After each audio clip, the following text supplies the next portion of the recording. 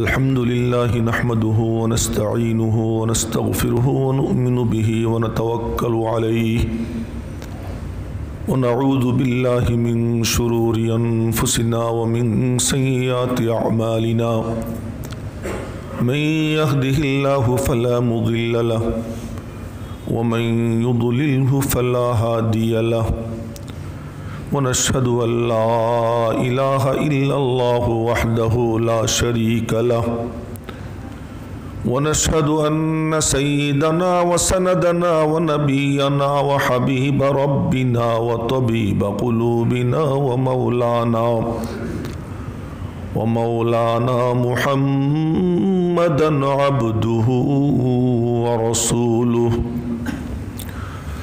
صلى الله تعالى عليه وعلى آله وصحبه وبارك وسلم تسليما كثيرا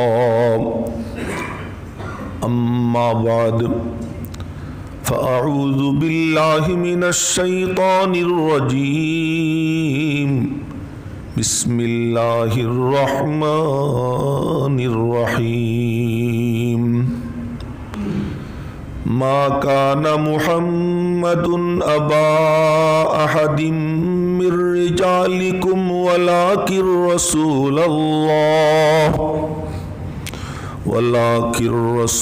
الله وخاتم النبيين وكان الله بكل شيء عليما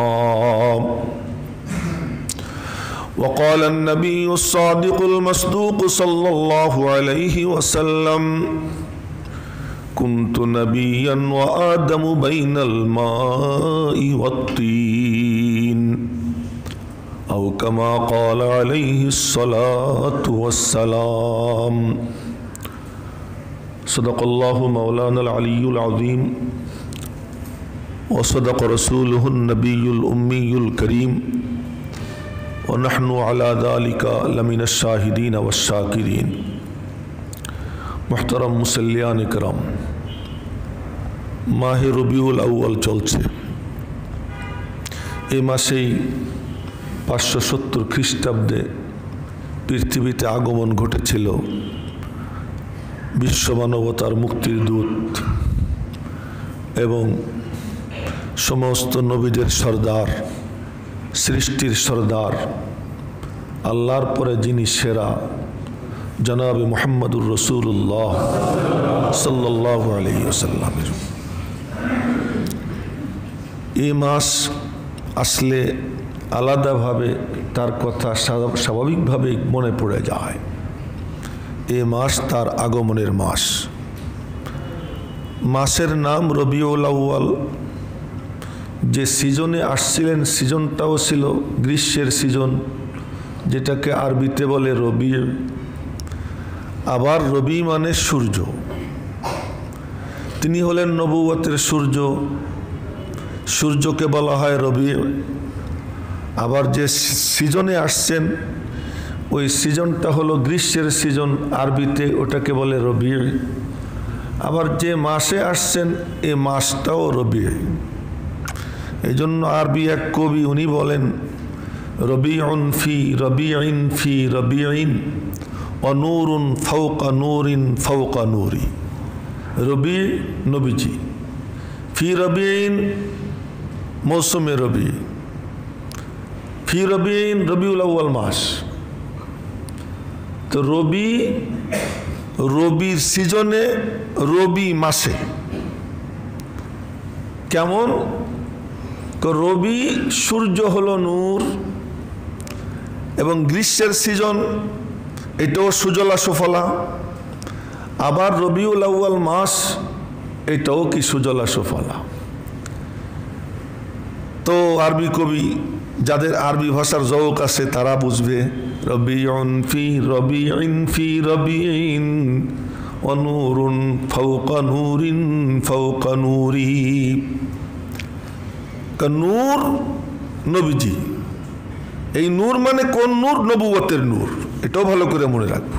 তিনি মাটির, কিন্তু তিনি নূর হলেন নবুয়তের নূরওয়ালা।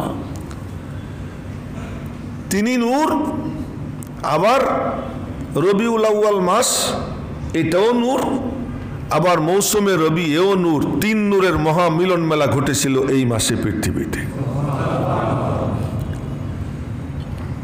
মেরে মোহতরম ভাইও, তিনি কেমন সত্তা তার আলোচনা আমি কেমনে করব?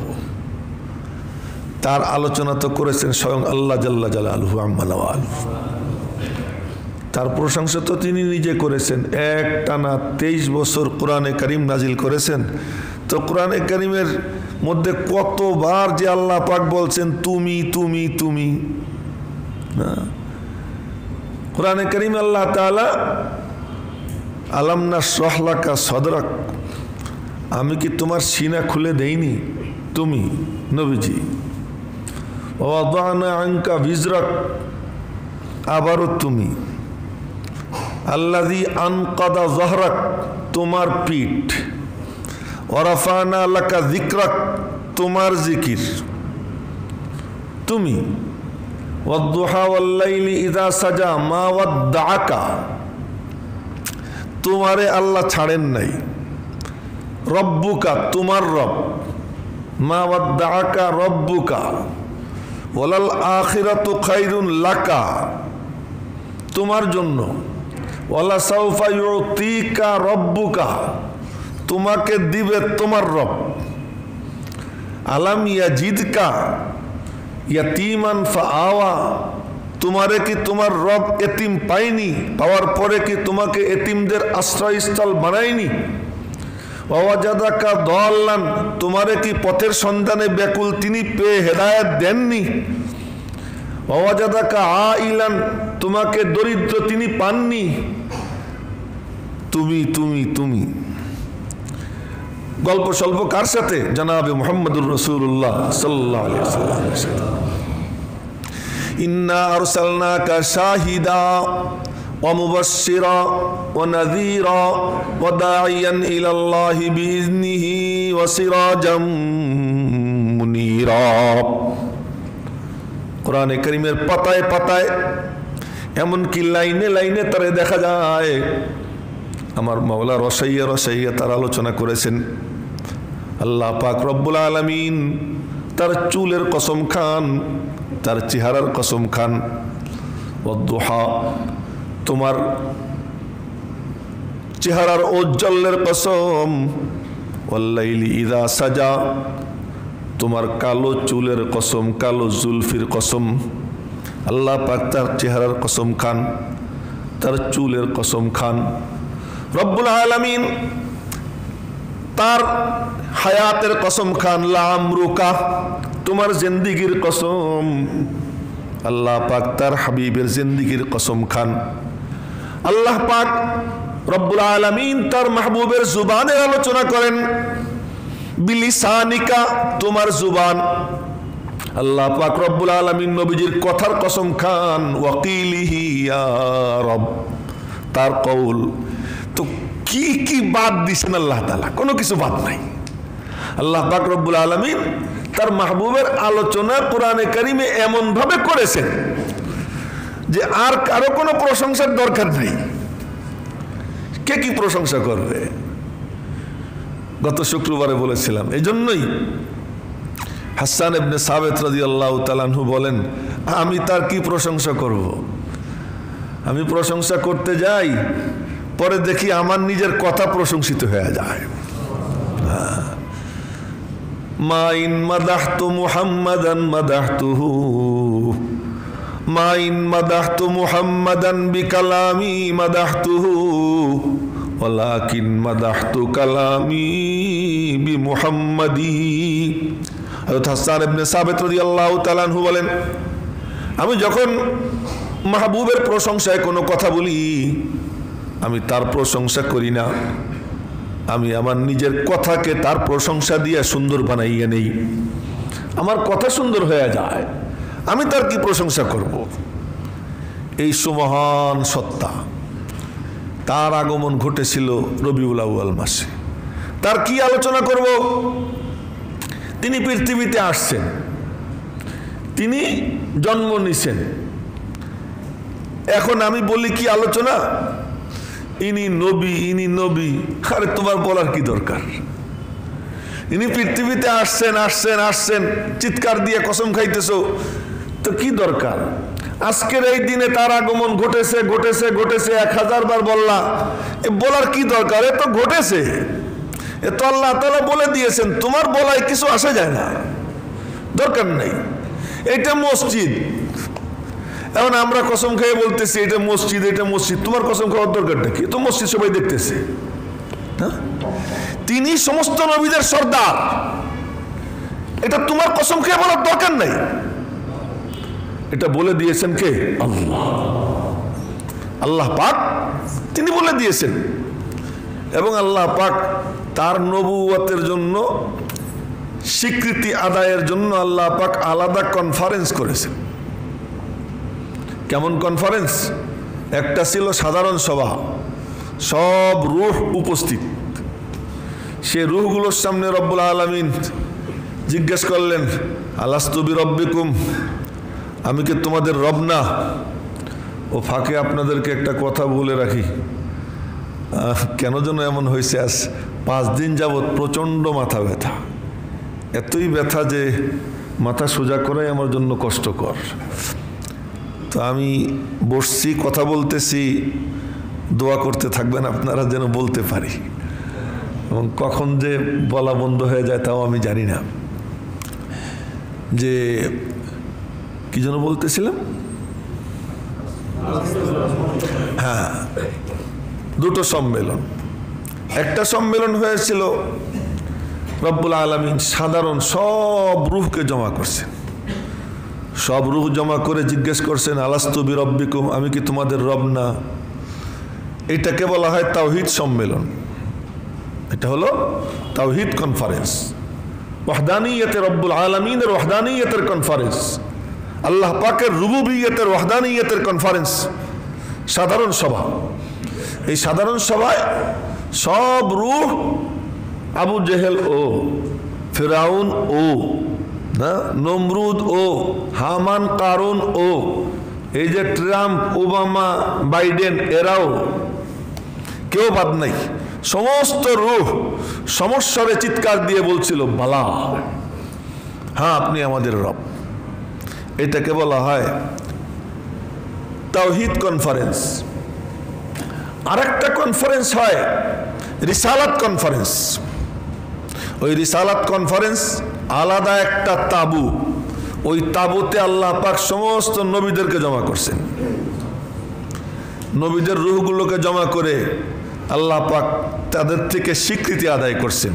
এটা কোরআনে কারিমের স্পষ্ট আয়াত, ওয়াইদ আখাযাল্লাহু মিসাকান নাবিয়্যিন লামা আতাইতুকুম মিন কিতাবিন ওয়া হিকমাহ সুম্মা জাআকুম রাসূলুম মুসাদ্দিকুল লিমা মাআকুম লাতু'মিনুন্না বিহি ওয়া লাতানসুরুন্নাহ ক্বালা আ'আকরারতুম ওয়া আখাযতুম আলা যালিকুম ইসরি ক্বালু আকরারনা ক্বালা ফাশহাদু ওয়া আনা মাআকুম মিনাশ শাহিদিন। রব্বুল আলামিন সব নবীদেরকে জিজ্ঞাসা করেছেন, আমি তোমাদেরকে কিতাব দিব, হিকমত দিব, কিতাব আর হিকমত দিয়ে তোমাদেরকে আমি দুনিয়ায় পাঠাবো।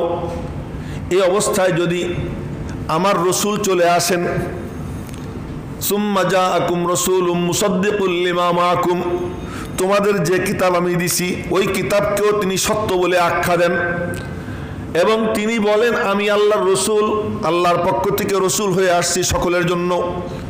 এই কথা বলার পর লাতুমিনুন্না বিহি, অবশ্যই তোমরা ঈমান আনবে কিনা বলো, ওয়ালা তানসুরুন্নাহু, নিজেদের নবুয়ত বাদ দিয়া, নিজেদের রিসালাত বাদ দিয়া, নিজেদের সব কিছু বাদ দিয়ে সাধারণ উম্মতি হইতে রাজি আছো কিনা বলো। সমস্ত নবীদেরকে আল্লাহ তাআলা বলছেন, ক্বালা আ'আকরারতুম, স্বীকার করলে? তো সবাই বলছে আকরার না, আল্লাহ আমরা স্বীকার করলাম, আল্লাহ আমরা স্বীকার করলাম, মেনে নিলাম। ক্বালা ফাশহাদু, আল্লাহ পাক বললেন সাক্ষী থাকো, ওয়া আনা মাআকুম মিনাশ শাহিদিন, আমি আল্লাহ তোমাদের সঙ্গে সাক্ষী যে তোমরা আমার রসুলের রিসালাতকে কি করলা, স্বীকার করে নিলাম। তো তো যার রিসালাতের স্বীকৃতি আল্লাহ পাক নিজে আদায় করছেন সমস্ত নবীদের থেকে, আমি বলবো কি যে এই তিনি রসুল, তোমার বলায় কি আসে যায়? তোমার এইটা বলার জন্য তো, এই গীত গাওয়ার জন্য আল্লাহ পাক তাকে পাঠান নাই। কি গীত? এই রবিউল আউয়াল মাস আসছে এখন, সুবহানাল্লাহ, দেখবেন রাজারবাগ লাভ দিয়ে উঠছে, দেওয়ানবাগ লাভ দিয়ে উঠছে। আশেকদের সুবহানাল্লাহ ইশকের প্রদর্শনী যে শুরু হয়ে গেছে এখন। বৃষ্টির কারণে মনে হয় চিকা তেমন মারতে পারতেছে না, কিন্তু চিকা মারা শুরু হয়ে গেছে। কত জঘন্য চিকা মারে দেয়ালের নিচেও। একটু চিন্তা করে না, নবীজির নাম নিয়ে চিকা মারতেছে, আর ওখানে কোনো কুকুর ঠ্যাং উঠাইয়া নাউজুবিল্লাহি মিন যালিক সেখানে কি করতেছে? পেশাব করতেছে। কোনো বাচ্চা কাচ্চা, ল্যাংটা বাচ্চা, ছোট বাচ্চা, সে পেশাব করতেছে দেয়াল তাক করে। এই মসজিদের দেয়াল তো রেহাই দেয় না। এইখানে একটু জায়গা আছে, এটাও রেহাই দেয় না। এই কওম এত জঘন্য, আর সেখানে নবীজির নাম যত্রতত্র কি করতেছে? লিখতেছে।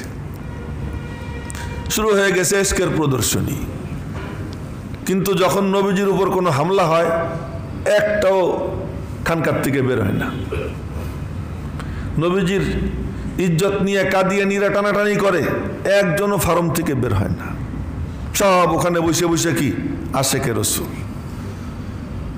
এই যে ইশকের প্রদর্শনী, এই ইশকের প্রদর্শনী এইটা কি শরীয়তে চায় না কি চায়? এই আলোচনাটাই আজকে আমি করার ইরাদা করতেছি। যে নবীজির জন্ম তো হয়েছে দুটো জন্ম। একটা জন্ম হয়েছে মা আমিনার পেট থেকে, আর একটা জন্ম হয়েছে হেরা গুহা থেকে। দুটো জন্ম হয়েছে। এক জন্মের পরে তার নাম মুহাম্মদ ইবনু আব্দুল্লাহ, আব্দুল্লাহর পুত্র মুহাম্মদ। আর এক জন্মের পরে তার নাম মুহাম্মদুর রাসূলুল্লাহ সাল্লাল্লাহু আলাইহি ওয়াসাল্লাম। যে জন্মের পরে তার নাম মুহাম্মদ ইবনু আব্দুল্লাহ, এই জন্মের পরে সবাই খুশি হয়েছে, কেউ নাখোশ ছিল না। পুরো কুরাইশ সবাই খুশি। এমনকি আবু লাহাবের মতো এত বড় জালেম, আবু লাহাবরে আবু লাহাব কেন বলা হয় জানেন?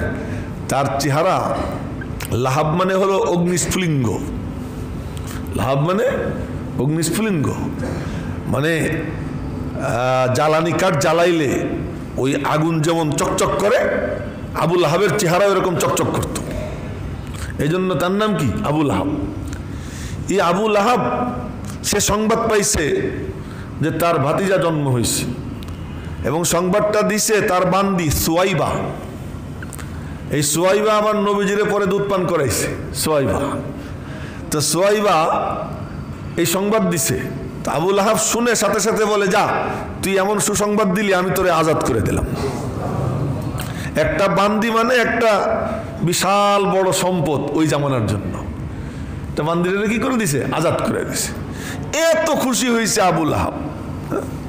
ওই জন্মের পরে সবাই খুশি। নবীজির কোনো সমালোচক ছিল? সমালোচক ছিল না। কিন্তু হেরা গুহায় যখন জন্ম হলো, হেরা গুহার জন্মের পরে নবীজি কাঁপতে কাঁপতে বাড়ি গেলেন। ঘরে গিয়ে খাদিজাতুল কুবরা রাদিয়াল্লাহু আনহাকে বললেন, খাদিজা, জি হজরত, আমার গায়ে কম্বল চড়াই দাও। ইন্নী খাসিতু আলা নাফসি, বুখারী শরীফের হাদিস। আমি আমার ব্যাপারে ভয় পেয়ে গেছি, আমি শঙ্কিত, না জানি আমি শেষ হয়ে যাই, না জানি আমি মারা যাই, এমন এক ভয় ভীতি আমার মধ্যে বিরাজ করতেছে। মা খাদিজাতুল কুবরা কম্বল দিলেন। কম্বল দিয়ে শোয়াইয়ে বললেন, কাল্লা, কখনো না, লা ইউখজিকাল্লাহু আবাদা, ধ্বংস তো দূরের কথা, আল্লাহ পাক আপনার মুখটাও কালা করবেন না, আপনার মুখটাও একটু ছোট করবেন না। মানুষের লাঞ্ছনা হলো সর্বপ্রথম, লজ্জা পাওয়া সর্বপ্রথম। আল্লাহ আপনাকে লজ্জিতই করবেন না, আপনি টেনশন মুক্ত থাকেন। পরে মা খাদিজাতুল কুবরা রাদিয়াল্লাহু তাআলা আনহা নবীজিকে সান্ত্বনা দিলেন। কি কি বাণী দিয়ে তা আজকে বলবো না। সান্ত্বনা দিয়ে এরপরে বললেন, চলেন আপনারে ওরাকার কাছে নিয়ে যাই। ওরাকা হলো হযরত খাদিজাতুল কুবরার চাচাতো ভাই, আপন চাচাতো ভাই। উনি ছিলেন খুব বড় আলেম, তাওরাতের বড় আলেম, ইঞ্জিলের বড় আলেম, ওনার কাছে নিয়ে গেছেন। নিয়ে গিয়ে বলছেন যে শোনেন তো আপনার ভাতিজা কি বলে। তো ওয়ারাকা জিজ্ঞেস করলেন, ইয়াবনা আখি মাজা তারা, ভাতিজা তুমি কি দেখছো, কি দেখেছো তা না, বলতেছে কি দেখছো, কি দেখতেছো। নবীজি বললেন আমি এই দেখছিলাম, কি দেখতেছি তার বলেন নাই। হেরা গুহায় এমন এমন দৃশ্য দেখলাম। তো ওয়ারাকা বলল, আরে হাযান নামুসুল্লাযী নাযালাল্লাহু আলা মূসা, এ তো সেই ভেদওয়ালা যাকে আল্লাহ পাক মুসার কাছে নাজিল করছিলেন, এ তো জিবরাইল ফেরেশতা। এই হলো ওয়ারাকা বলল। এরপরে বলতেছে, ইয়া লাইতানি ফিহা জাযা, ইয়া লাইতানি হাইয়ান ইদ ইউখরিজুকা কওমুক, হায়রে যখন তোমার কওম তোমাকে বের করে দিবে তখন যদি আমি জিন্দা থাকতাম, শক্তিশালী থাকতাম, লা আনসুরান্নাকা নাসরান মুআজ্জারা, তাহলে আমি তোমার খুব শক্তিশালী সহযোগিতা করতাম। নবীজি বললেন, কি বলছো, আমারে বের করে দিবে ওরা? এই নবীজির আশ্চর্য, আওয়া মুখরিজিয়াহুম, ওরা আমারে বের করে দিবে। নবীজি আশ্চর্যের মানে শেষ প্রান্তে পৌঁছে গিয়ে বললেন, বলো কি, আমাকে বের করে দিবে ওরা? তার মানে এতদিনের আচরণের পরে বের করা, এই শব্দটা নবীজির কানে মনে হয় যেন পাহাড় ভেঙে পড়ছে। বলে কি আমাকে বের করে দিবে? ওরাকা বললেন, টের পাও নাই তুমি? তোমারে যে জিনিস দেয়া হয়েছে এইটা যেই পাইছে তার সাথেই এই দুর্ব্যবহার হয়েছে, তোমার সাথেও এই দুর্ব্যবহার হবে, অপেক্ষা করো। তো কি হইল? এই বাণী বুকে নিয়া জাবালে আবি কুবা এসে দাঁড়াইলেন। দাঁড়াইয়া ডাক দিলেন, হে অমুক, হে অমুক, নাম ধরে ধরে, বংশ বলে বলে নাম ধরে ধরে ডাইকা ডাইকা সব পাহাড়ের পদদেশে জমা করলেন। জমা করে এরপরে বললেন, তোমরা কি বলো? আজ পর্যন্ত আমি কোনো মিথ্যা কথা বলেছি? না। মা জাররাবনা আলাইকা কাযিবান কাত্তু, কোনো ওয়াদা খেলাপ করেছি? না। মিথ্যার কোনো তাজরিবা আমার ব্যাপারে আসেনি? না। তাই যদি হয় তাহলে শোনো, আমি যদি তোমাদেরকে বলি পাহাড়ের পশ্চাৎ দিক থেকে একদল শত্রু সেনা তোমাদের উপর অতর্কিতে আক্রমণের জন্য প্রস্তুত, তোমরা কি আমাকে বিশ্বাস করবে আমার কথা? তো বলল কি, কেন বিশ্বাস করবো না, অবশ্যই বিশ্বাস করব। তখন নবীজি বললেন, ফাইন্নী নাযীরুল লাকুম বাইনা ইয়াদাই আযাবিন শাদীদ, আমি তোমাদেরকে কঠিন শাস্তির ভয় দেখাচ্ছি, আখিরাতের ভয় দেখাইতেছি। তখন আবু লাহাব কি বলল, তাব্বান লাকা সাইরাল ইয়াউম, ধ্বংস হ তুই। নবীজিকে বলতেছে, তাব্বান লাকা, তুই ধ্বংস হয়ে যা, আজীবনের জন্য ধ্বংস হয়ে যা। আলী হাদা জামাতানা, এই ফালতু কথা শোনানোর জন্য আমাদেরকে জড়ো করেছিস? রব্বুল আলামিন বললেন, দোস্ত তুমি জবাব দিও না, জবাব আমি দিব। জবাব তোমার দেওয়ার দরকার নাই, জবাব আমি দিব। আল্লাহ পাক জবাব দিলেন, সূরা লাহাব নাজিল করলেন, তাব্বাত ইয়াদা আবি লাহাবি ওয়া তাব, মা আগনা আনহু মালুহু ওয়া মা কাসাব, সায়াসলা নারান যাতা লাহাবি ওয়া ইমরাতুহু হাম্মালাতাল হাতাব, ফি জিদিহা হাবলুম মিন মাসাদ। রব্বুল আলামিন বললেন, ও বলল তাব্বান লাকা সাইরাল ইয়াউম, শকুনের দোয়ায় গরু মরে না। এজন্য ভালো করে মনে রাখবেন, দ্বীনের কাজ যদি কেউ করে, দ্বীনের কাজ করতে গেলে চতুর্দিক থেকে গালাগাল আসে, বদদুয়া দেয়, চিন্তা কইরো না, নিশ্চিন্ত থাকো, ওই বদদুয়া তোমার লাগবে না, হেফাজতের জিম্মাদার আল্লাহ। ওদের কথার জবাবও তোমার দেওয়ার দরকার নাই, মাওলা তোমার পক্ষ থেকে জবাব দিয়ে দিবেন, তুমি তোমার কাজ চালাইয়া যাও। কেউ নাই তোমার পাশে, টেনশন কইরো না, তুমি একা একাই হাঁটা দাও, ডাইনে বামে আগে পিছে তোমার সঙ্গে কেউ নাই, কোনো পরোয়া কইরো না।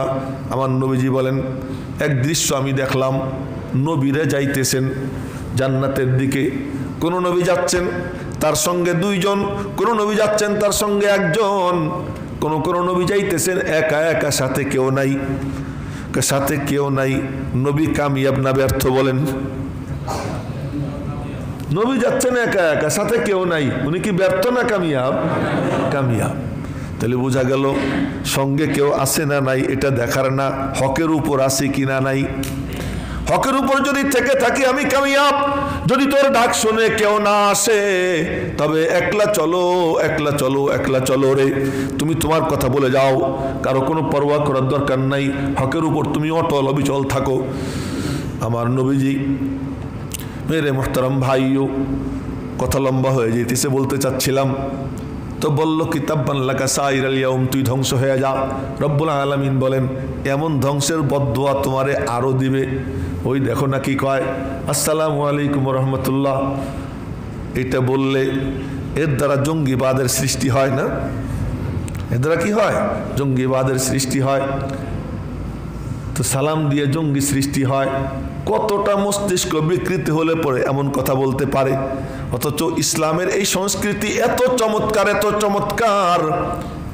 একটা মানুষের বাপ মারা গেছে, সে সকালবেলা বের হয়েছে, কেউ যদি বলে গুড মর্নিং তো তার মাথায় রক্ত উঠে যাবে। বিকেলবেলা বের হয়েছে, কেউ বলে গুড ইভিনিং, তাহলে সে কি, তার মাথায় রক্ত উঠে যাবে। কিন্তু যদি বলে আসসালামু আলাইকুম রহমতুল্লাহ, সে সঙ্গে সঙ্গে ওয়ালাইকুম আসসালাম বলে দুই চোখের পানি ছেড়ে বলবে আমার আব্বার জন্য দোয়া করে। ও শান্তির দোয়া করতেছে, রব্বুল আলামিনের নাম নিছে, আল্লাহর নাম নিছে। আল্লাহর নাম নেওয়ার পরে এরপরে তার দ্বারা বলে কি জন্ম হয়? জঙ্গি জন্ম হয়। সালাম মানে শান্তি, আর তার দ্বারা জন্ম হয় জঙ্গির। এবার চিন্তা করেন, আমাদের দেশের বিশ্ববিদ্যালয়, আমাদের ট্যাক্সে যাদের বেতন হয়, আমাদের ট্যাক্সে যাদের বেতন ভাতা হয়, ওই জায়গায় বসে এত বড় ধৃষ্টতাপূর্ণ কথা বলার পরেও সে তার আসনে সমাসীন, কেউ তার ধাক্কা দিয়ে নামাইতে পারে না। কি অবস্থায় আমরা বসবাস করতেছি, কেমন পরিবেশ আমরা সৃষ্টি করেছি। মেরে মোহতারাম ভাইও, চিন্তার বিষয়। মুসলমান তোমরা মরে গেছো, তোমাদের মধ্যে ইসলাম নাই, চেতনা নাই, নবীজির আদর্শের জন্য কোনো জ্বালা পোড়া নাই, অস্থিরতা নাই। যদি আদর্শের জন্য জ্বালা পোড়া অস্থিরতা থাকতো, আল্লাহর কসম খেয়ে বলছি, ওই কুলাঙ্গার বাংলার জমিনে একদিনও থাকতে পারতো না, একদিনও থাকতে পারতো না, ওর চলে যেতে হইতো। কিন্তু আমরা মরে গেছি, আমাদের মধ্যে ওই নাই, আগুন নাই, ওই জ্বালা নাই। তো যে কথা বলতেছিলাম আমি সেই কথায় ফিরে যাই, সময় নাই। যে খুশি তো হয়েছিল, কিন্তু এখন কি হয়ে গেল? নাখোশ হয়ে গেল। জন্ম কোনটা? দ্বিতীয় জন্ম। দ্বিতীয় জন্ম যখন হয়েছে তখন খুশি হয়েছে কে? খাদিজাতুল কুবরা। দ্বিতীয় জন্মের সময় খুশি হইল কে? বেলালে হাফসি। দ্বিতীয় জন্মে খুশি হইল কে? আবু বকর। দ্বিতীয় জন্মে খুশি হইল কে? ওমর। দ্বিতীয় জন্মে যারা খুশি হইল তারা হলো নবীজির সাথী। আর প্রথম জন্মে যারা খুশি হয়েছে, দ্বিতীয় জন্মের পরে খেপে গেছে, এরা হলো নবীজির দুশমন। এবার একটু চিন্তা করার দরকার যে আমরা ঈদে মিলাদুন নবী, আসতেছে কি? ঈদে মিলাদুন নবীজির জন্মের ঈদ। আরে আশ্চর্য কথা, নবীজির জন্মে কে না খুশি হয়েছে? সবাই খুশি হয়েছে। কিন্তু এই খুশিটা কার খুশি? কোন খুশি? এ যদি আবু লাহাবের মতো খুশি হয়, আবু লাহাব যেমন খুশি হয়েছিল, তো ওই জন্মে আমরাও খুশি। বলে ওই দিনে কোনো ঈদ উদযাপনের কোনো সুযোগ আল্লাহ রাখেন নাই। যে দিন সৃষ্টিকুলের শ্রেষ্ঠ ঈদ, বিশ্ব নবীর জন্ম ঈদ, আল্লাহ পাক নবীজির পরিচয় দিয়েছেন কি দিয়া? মা কানা মুহাম্মদ আবা আহাদিম মির রিজালিকুম, মুহাম্মদ তোমাদের কারো পিতা হিসেবে পরিচিত হওয়ার জন্য পৃথিবীতে আসেননি। তার পরিচয় কি? ওয়ালাকির রাসূলুল্লাহ, তিনি আল্লাহর রাসূল। রাসূলুল্লাহর এই পরিচিতি, এইটা এই ট্যাগ লাগছে কখন? যখন হেরা গুহার থেকে বের হয়েছে। এর আগ পর্যন্ত এই ট্যাগ লাগে নাই। ট্যাগটা লাগছে কখন? যখন হেরা গুহার থেকে বের হলেন। হেরা গুহার থেকে বের হওয়ার পরে যে ট্যাগ লাগছে, ওই ট্যাগ ওয়ালা নবীর আলোচনা যদি করি তাহলে প্রতি পরতে পরতে আমল। আর যদি জন্ম থেকে নিয়ে ওই পর্যন্ত আলোচনা করি, আমলের কিচ্ছু নাই। সেই আলোচনা কি? আমার নবী এমন ছিলেন, আমার নবী তেমন ছিলেন, আমার নবীর চোখ কেমন, আমার নবীর নাক কেমন, আমার নবী এত সুন্দর, তার চেহারা এমন উজ্জ্বল, তার দাঁতগুলো এমন, তার চুল এমন। আলোচনা করলে সব পাওয়া যায়, কিন্তু আমল করার কিচ্ছু পাওয়া যায় না। সারা দুনিয়া মিলা নবীজির চুলের মতো চুল বানাইতে পারবে না, সারা দুনিয়া মিলা নবীজির নাকের মতো নাক বানাইতে পারবে না, সারা দুনিয়া মিলা নবীজির চোখের ভুরুর মতো ভুরু বানাইতে পারবে না। এক একটা অঙ্গের বর্ণনা সাহাবা একরাম হাদিসে দিয়েছেন, আমরাও দিতে পারি, আলোচনা করতে পারি, কিন্তু আলোচনা করায় সব তো হয়, কিন্তু আমল করার কিচ্ছু খুঁজে পাওয়া যায় না। কি আমল করব এখান থেকে? নবীজির চেহারা এমন, ওই চেহারা তো এমন চেহারা, ওই চেহারা না তো আল্লাহ পাকের পুরো মখলুকের মধ্যে আর কারো মধ্যে তার কোনো নমুনা নাই। জিব্রাইলকে নবীজি জিজ্ঞাসা করলেন, ও জিব্রাইল, জি, তুমি তো মাশরিক মাগরিব শিমাল জুনুব, পূর্ব পশ্চিম উত্তর দক্ষিণ, তুমি তো আসমান জমিন সব কিছু তন্ন তন্ন করে ঘুরে ঘুরে দেখেছো, আমার মতো কাউকে কখনো দেখেছো নাকি? আমার কোনো তুলনা কোথাও দেখেছো কিনা? জিব্রাইল বলে, খোদার কসম, রব্বে করিমের কসম, মাশরিক মাগরিব শিমাল জুনুব সমস্ত নবী, সমস্ত রসুল, সমস্ত মানুষকে আমি দেখেছি, কিন্তু আপনার তুলনা আমি কোথাও খুঁজে পাইনি। তাহলে ওই চেহারার আলোচনা করলাম, আমল করার কি আছে? আমল করার তো কিচ্ছু নাই। মেরে মোহতারাম ভাইও, আলোচনা করলে আমার নিজেরও মজা লাগবে, আপনাদেরও মজা লাগবে। নবীজির চুল কেমন ছিল আলোচনা করলাম, নবীজির দাঁত কেমন ছিল আলোচনা করলাম, নাকটা কেমন ছিল আলোচনা করলাম। না, এক সাহাবী বলে যে দূর থেকে মনে হয় নবীজির নাককে তরবারির মতো উঁচু মনে হয় কি সরু, একেবারে তরবারির মতো মনে হয়, কিন্তু কাছে যখন যাই গিয়ে দেখি নাকটা স্বাভাবিকই আছে। তো তরবারির মতো কেন মনে হয়? লাহু নূরুন ইয়ালু, নবীজির নাকের উপরে একটা নূর, দূর থেকে দেখলে তরবারির মতো মনে হইতো। আলোচনা করলাম, কিন্তু পারবেন না কেউ এই নাকটা বানাইতে? সারা দুনিয়া মিলে পারবেন এমন একটা নাক বানাইতে? নাক বানাইতে পারবে না। সুবহানাল্লাহ, সুবহানাল্লাহ। চুলের আলোচনা করব একদিন ইনশাআল্লাহ। চুলের আলোচনা করব, চুল এমন আলোচনা করলাম, আমল করার কিচ্ছু নাই। এখন হাজার দল আলোচনা করে খালি নবীজির সৌন্দর্যের, আর নবীজি এত সুন্দর ছিলেন, সুবহানাল্লাহ। তো সুবহানাল্লাহকে কি হবে? লাভ দিয়ে উঠলো, আর দাঁড়াইয়া, ইয়া নবী সালাম আলাইকা, মাশাআল্লাহ, কয়েকজন দিয়ে ঝোলা শুরু করে দিছে। দেখি সালাম দিবে, আজানের আগে মাইকে সালাম দেয়। এই বেশি না, আপনাদের টিভি রোডের শেষ মাথায় দেয়। হ্যাঁ, যাই হোক, টিভি রোডের শেষ মাথায় কি আজানের আগে কি দেয়? সালাম। আর নাম কর দরকার নেই, আমি জানি তো।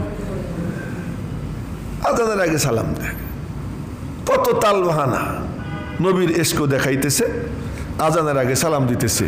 তুমি এত বড় আশেক, বেলাল তো আজানের আগে সালাম দিত না, তুমি কোথা থেকে আশেক জন্ম নিলা?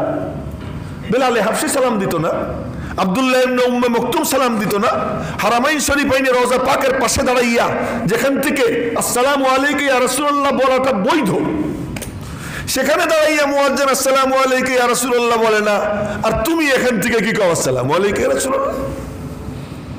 এই প্রদর্শনী, এটা হলো কি আলাদা জাত, এর নাম হলো কি আলাদা জাত, আমরা আলাদা, এটা দেখাদের জন্য এইসব কাণ্ড কারবার করে। তো বলছিলাম এটা কেন করে? বলে এসব করলে আমল করার কিচ্ছু নাই।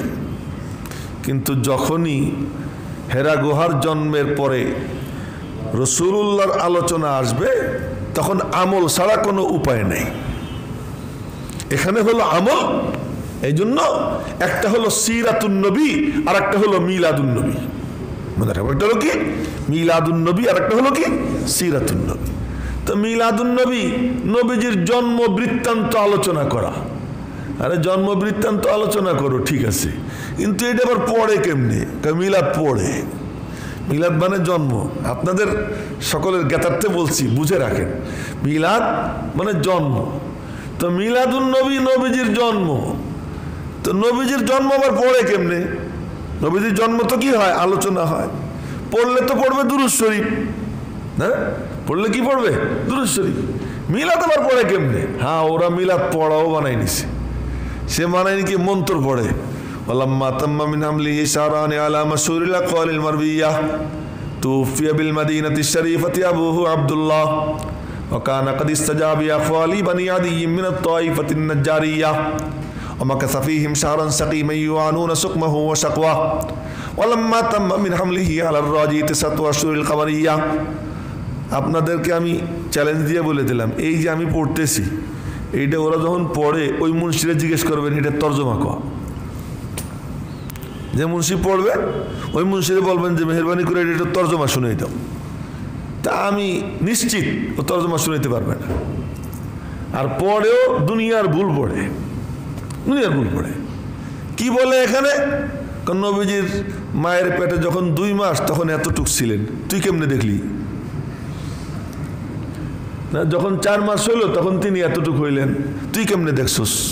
তোর কাছে কে কইছে এই কথা? যখন 6 মাস হইল তখন এতটুক, আর যখন 9 মাস হইল তখন অমক অমক আইছিল। কে কে আসছিল? আসিয়া আসছিল, মারিয়াম আসছিল, তোমার কাছে ওহী নাজিল হয়েছিল। তখন আসিয়া আসছে, মারিয়াম আসছে, তোমার কাছে ওহী নাজিল হয়েছে। তুই কোত্থেকে জানলি আসিয়া মারিয়াম আসছে? ওখানে যারা উপস্থিত ছিলেন, হযরত আব্দুর রহমান ইবনে আউফ রাদিয়াল্লাহু তাআলা আনহুর মা সেখানে ছিলেন। তিনি বর্ণনা করছেন কি হয়েছে না হয়েছে। নবীজির মা হযরত আমিনা উনি বর্ণনা করছেন কি ঘটনা ঘটছে। উনরা যা বর্ণনা করছেন তার বাইরে তুই পাইলি কোথায়?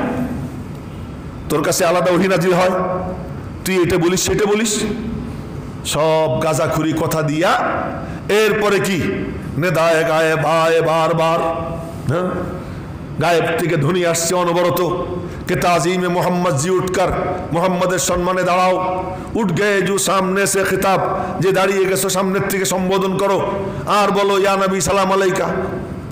আজীব ব্যাপার। তো তোর গায়েব থেকে ধ্বনি আসতেছে, তুই শুনলি কেমনে? গায়েব থেকে ধ্বনি আসতেছে তো তুই যদি শুনে থাকিস আমাদেরকেও শুনেই দে। ও শোনে, আমাদেরকে শুনে না। আর কয় যে বাস হুজুর কইছে, গায়েব থেকে ধ্বনি আসতেছে, হুজুরের সাথে আলাদা সম্পর্ক আছে আল্লাহর। তো হুজুরের সম্পর্ক থাকলে হুজুর কেন আমারে শুনে দিতে পারে না? আমাদের এমন হুজুর আছেন, ইতিহাসে পাওয়া যায় যে উনি দেখছেন তো উনাকে বলার পরে উনি বলছেন আমিও তোরে দেখাই দেই, সরাসরি নবীজিকে দেখাই দিয়েছে। তো যদি কেউ দেখে সে দেখাই দেখ। আপনাদেরকে কাহিনী শুনেছিলাম, হযরত সৈয়দ হাসান রসুল নুমা এক বুজুর্গ ছিলেন, সৈয়দ হাসান তার নাম। উলামায়ে হিন্দ কা শানদার মাজি এক কিতাব আছে মৌলানা মুহাম্মদ মিয়া রহমতুল্লাহ আলাইহির লেখা। ওই কিতাবের মধ্যে এই ঘটনা যে সৈয়দ হাসান রহমতুল্লাহ আলাইহি উনি কেউ ওনার কাছে গেলে উনি বলতেন যে হুজুর আমার একটু দেখাই দেন, নবীজিরে দেখতে চাই। উনি বলতেন 2000 রুপি দাও। 2000 রুপি, ওই জামানার 2000 ইন্ডিয়ান রুপি বর্তমান জামানার কয়েক লক্ষ টাকার মতো হবে। প্রায় 100 বছর আগের কথা বলতেছি, প্রায় কয়েক লক্ষ টাকা হবে। 2000 রুপি দাও। তো যে 2000 রুপি দিত তারে উনি তাওয়াজ্জু দিতেন, সে মোরাকাবায় বসতো, তো নবীজিরে দেখতো, নবীজিরে দেখতো। একদিন ওনার বউ বলে কি যে আমারও একটু দেখাই দাও, এতজনরে দেখাও, আমারও দেখাও। উনি বললেন বউরে যে তুমিও 2000 রুপি দাও।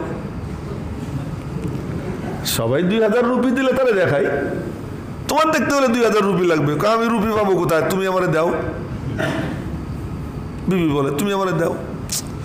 তো এখন উনি দেখলেন যে ভালোই তো, কথা তো সহি, ওর তো টাকা নাই, আমি দিলে পরে আমারে দিবে, ওর তো কলবে কোনো গুতে লাগবে না। আমি দিছি, আমারে দিয়ে দিছি, তা আমার ডাইন হাত থেকে বাম হাতে নিলে ওর কি লাভ? এর জন্য মুজাহাদা লাগবে। তো পরে বউরে বলছেন এক কাম করো, তোমার টাকা পয়সা লাগবে না, তুমি তখন বয়স 65-70 হবে বউয়ের। তো বলছে তুমি ওই যে নতুন বিয়ে হয়েছিল যেদিন, ওই দিন যে সাজছিলা আজকে ওরকম সাজো। তো বউ এরকম সাজছে। আর উনি খবর দিচ্ছেন ওনার সমন্দিরে যে অমুক টাইমে তুমি আসবা, ওনার শ্যালকরে খবর দিছে। তো শ্যালক আইসা ঘরে ঢুকছে সালাম দিয়া, আর শ্যালকরে বলতেছে দেখছো নি তোমার বোন বুড়া কালে কেমন সাদা সাজছে। তো ভাইয়ের সামনে যখন এই কথা বলছে লজ্জায় বেহুশ হয়ে পড়ে গেছে। তো তখন উনি বললেন, শ্যালক রে তুই চলে যা, তোর আর লাগবে না। শ্যালক চলে গেছে। এরপরে উনি পানি পুনি ছিটাই দিয়া জাগাইছেন। বলছেন কি দেখছো নি? হ্যাঁ দেখছি। তুমি এই কাম করলা কেন? তুমি টাকা দিলে না দিলে তো, আর আমি টাকা দিলে তো তোমার মনের মধ্যে চাপ পড়তো না। এই কাজের জন্য মুজাহাদা লাগে। তোমার মুজাহাদার আর কোনো সুরত আমি পাইনি, এই সুরতটা পাইছি। তোমার দিলের উপরে চাপ পড়ছে, তখন আমি তোমারে মানে তাওয়াজ্জু দিছি, আর এই তাওয়াজ্জুর বরকতে আল্লাহ পাক তোমাকে দেখবার তৌফিক দিয়ে দিছে। তো দেখলে তো, নিজে দেখলে তো অন্যরে দেখানো যায়। হাজী ইমদাদুল্লাহ মুহাজিরে মক্কি নিজে দেখছে তো দেখাই দিছে। এই শেখ হাজার দল সব গাঁজাখুরি কথা কয়, আর কিছু লোকরে জাদু কইরা উন্মাদ বানাইয়া এগুলোরে ঘুরে নিয়ে বেড়ায়। সুতরাং আমরা এদের ব্যাপারে সাবধান থাকবো।